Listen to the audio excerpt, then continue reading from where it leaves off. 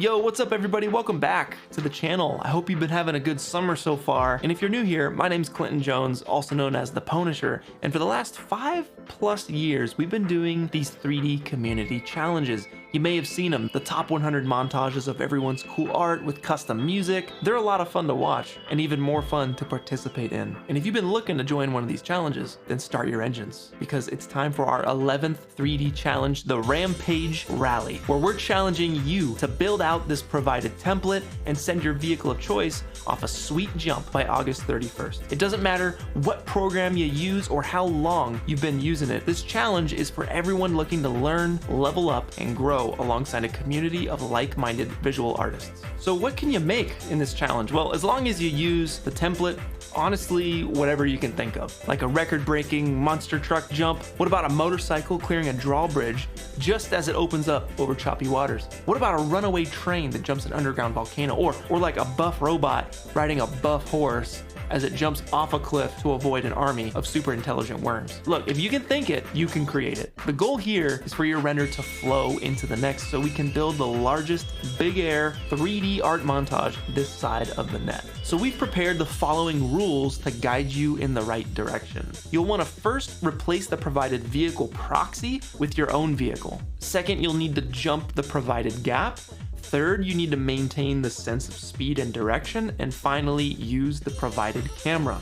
I'll get into the details on all these rules later. But for the artists who are putting pedal to the metal this month and gunning for a glorious place in the curated top 100 artist montage, winning a bunch of prizes from our list of sponsors and going on to be considered for the top 5 Rampage Rally champions, then listen up, because here's what we're looking for in a winning render. We'll be looking for renders that can first and foremost tell a story. The template is only 6 seconds long, which granted is not a lot of time for story, but it's very possible to weave in and a crucial component for winning renders.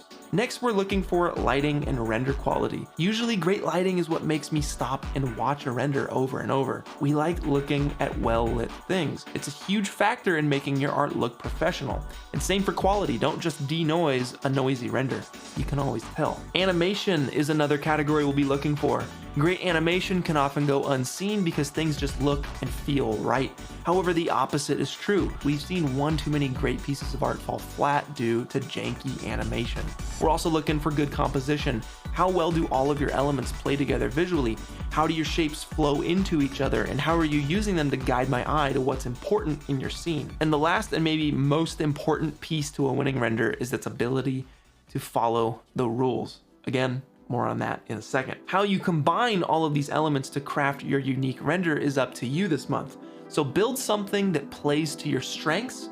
The Rampage Rally site is where you'll find any and all challenge related info. Go there to download the starter files, grab all the free for the month assets, brush up on the rules and FAQs, and download the challenge calendar. So for the starter files, we got Blender, Unreal Engine, Cinema 4D, Maya, and FBX of course for artists using Max, Houdini, or whatever else. Once you open the scene files, you'll notice the essentials are already set up. We have a pre-animated camera move with a preset focal length, a vehicle proxy that you'll replace with your vehicle of choice, and a ramp that you'll incorporate into your idea. The project file itself has a locked frame count of 144 frames, no more, no less. It's also 24 frames per second and has a locked resolution of 1920 by 810. You can double check all these settings in the tech specs section here on the site. It's important you don't change these things because they're here to make sure all the renders flow into each other in the final montages and guarantee you don't get DQ'd. After downloading the starter files, you'll want to download the free for the month assets. They're not required, but a huge help along the way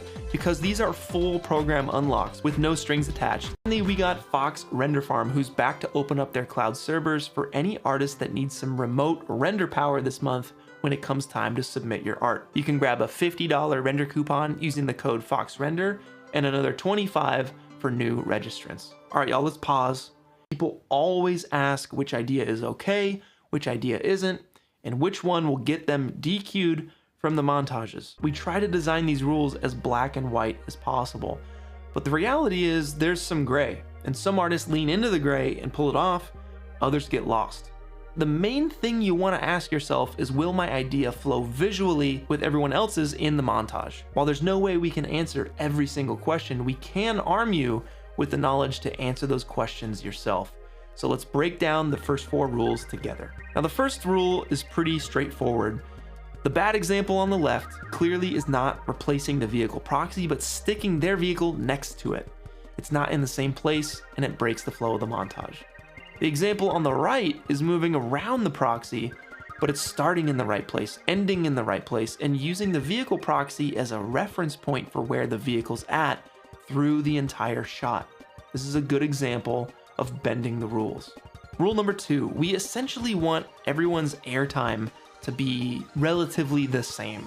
The example on the left is technically jumping a gap, yes, but it's not the size of the provided gap, thus breaking the flow of the montage.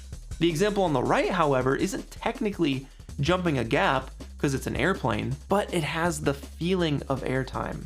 You're gonna have a lot of people jumping a literal gap in their render, like the template above, which is gonna look awesome. Other people will have ideas that are outside of the box. The important thing regarding the jump here is that you must maintain the feeling of jumping a gap and use the template as a guide for your perceived airtime. Third, for speed and direction, the example on the left doesn't maintain the sense of speed, even though it's moving super fast. It appears to be immobile due to the lack of reference objects in the scene. I mean, it's why we're adding the checkerboard texture to the template render above, so you can feel the speed of the thing. Now, the example on the right is playing with direction. The car is pointing backwards, but it's driving in the correct direction. Now, this one has been called "Don't Touch the Camera" in the past because it's one of the most important elements responsible for gluing all of our renders together in the montages. As soon as you point the camera over here, over there, change the focal length, etc., it's just a different shot from a different challenge and completely breaks the flow of the montages.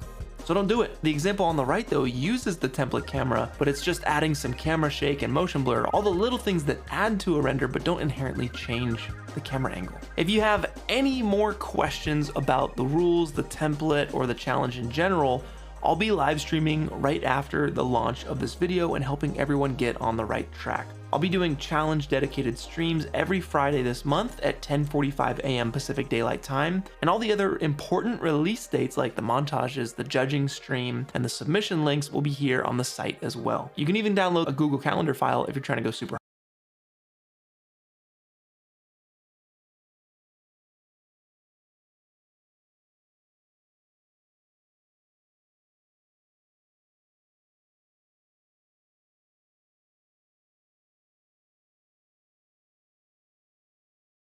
Rampage Rally, let's go!